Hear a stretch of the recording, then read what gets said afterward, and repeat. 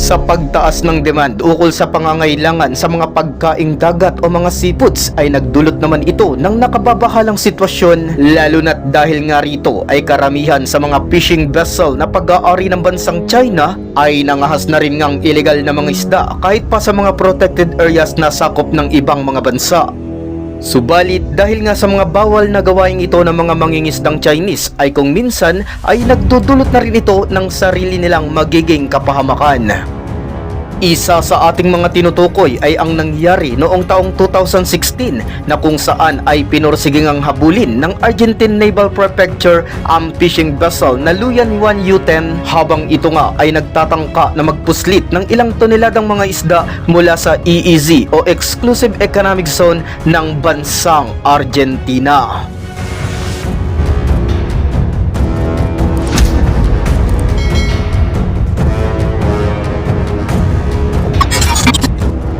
Umaga noong araw ng March 14 taong 2016 ay naispatan nga ng isang Argentinian Coast Guard ships na may pangalang Derbis ang isang may kalakihang fishing boat habang ito ay nasa karagatang malapit sa Puerto Madryn.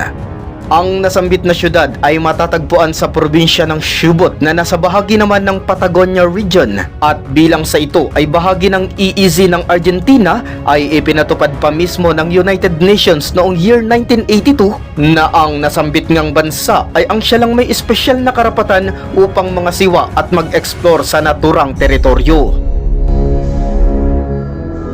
Kung kaya't matapos na ma-recognize ang illegal na Chinese fishing vessel na Luyan Yuan Yuten ay agaran din nila itong kinontak sa radyo sa pamamagitan ng salitang English at Spanish. Yun nga lang matapos ang ilang pagkakataon ay hindi talaga sumagot ang namataang trawler sa tawag ng mga Argentinian crew. Dito na nga naganap ang pagsisimula ng matinding habulan na mismo pang ang aktwal na nakuhaan ng kamera.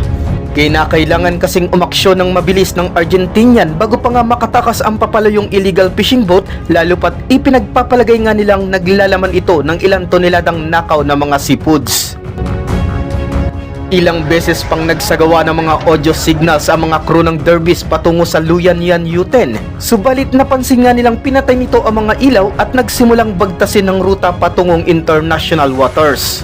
Kung kaya't dito na napagdesisyonan ng mga otoridad ng Argentina na magsagawa ng mas mahigpit o matinding paraan para nga mapatigil ang tumatakas na Chinese fishing vessel. Kaya't sa pagkakataong iyon ay ilang beses silang nagpaputok ng warning shots patungo sa direksyong tinatahak ng kanilang hinahabol. Subalit bilang response ay agad namang bumwelta ang Luyan Yuan Yuten patungo sa Argentinian Navy at dito ay nagtangka na nga ang Chinese boat na paulit-ulit na banggain ang humahabol sa kanilang mga otoridad ng Argentina. Sa mga oras na iyon ay talaga namang nanganganib na mapinsala ang isa sa barko ng Argentina kung kaya't dahil sa wala na talaga silang natitira pang option ay dito na nga walang kagatol-gatol na direktahan nilang binira ang illegal na vessel na pag-aari ng mga Chinese. Matapos iyon ay unti-unti na rin ngang nagsimulang lumubog ang Luyan Yuan Yuten kung kaya't wala na ring nagawa ang mga Chinese crew nito kundi iabandona ang nanganganib na barko. Makikita pa nga sa nakuha ng video habang inire-rescue ng mga Argentinian crew ang 4 sa tauhan ng illegal na fishing boat kasama na ang namumuno dito o ang mismong kapitan ng vessel na Luyan Yuan Yuten. Samantalang ang ilan pang natirang crew ng papalubog na Chinese trawler ay agad din namang isinakay ng ilan pang mga Chinese vessel na pumunta din sa pinangyarihan ng insidente. Pagpapatunay na hindi nga lang iisa ang mga barko ng China na naroroon at illegal ngang nangingisda sa nasambit na teritoryo ng bansang Argentina. Ang naturang matinding habulan ay tinatayang ilang oras nga din ang itinagal. Bagamat kahit naging tense ang mga pangyayari ay ayon sa report ay wala namang naitalang matinding na sugatan sa mga magkabilaang crew ng mga involved na nasyon. Yun nga lang ay makikita din nga sa video na unti-unti nang nilalamon ng karagatan ang natitira pang nakalitaw na bahagi ng illegal fishing boat na Luyan Yuan Yuten.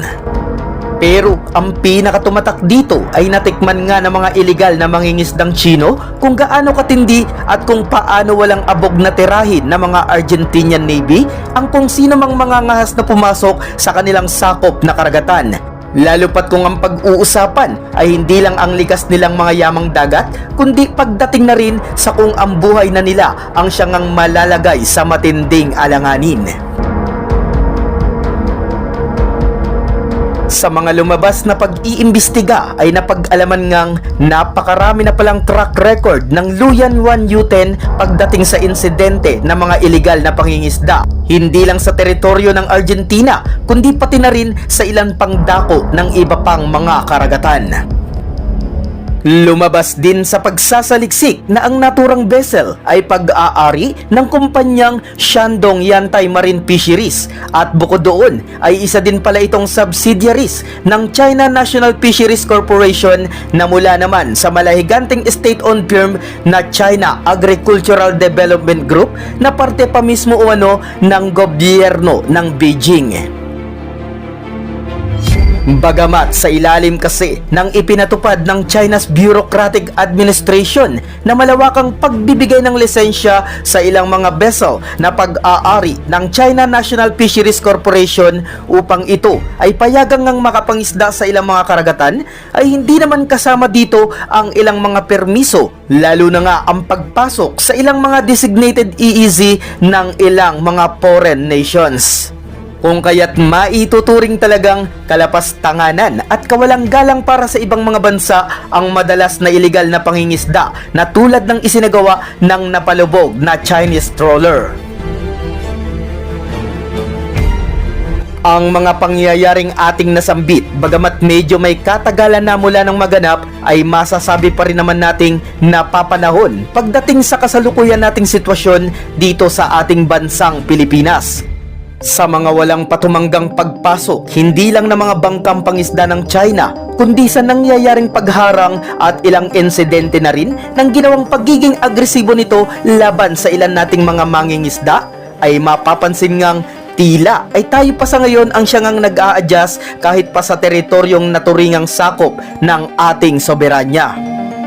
Subalit sa kabila ng lahat ay nililinaw ko lang mga kataps na hindi natin hinihiling na mauwi ang lahat sa pagpalag at mga bayolenteng aksyon, kundi ang atin lamang nais na iparating na sana ay magkaroon din tayo ng mga hakbangin o naaangkop na pagkilos upang sa gayon ay matuto din ang ibang mga bansa upang tayo ay galangin at higit sa lahat ay irespeto nila ang ating mga karapatan, lalo na pagdating sa mga lupain at karagatan na lehitimo namang parte ng ating bayang sinilangan.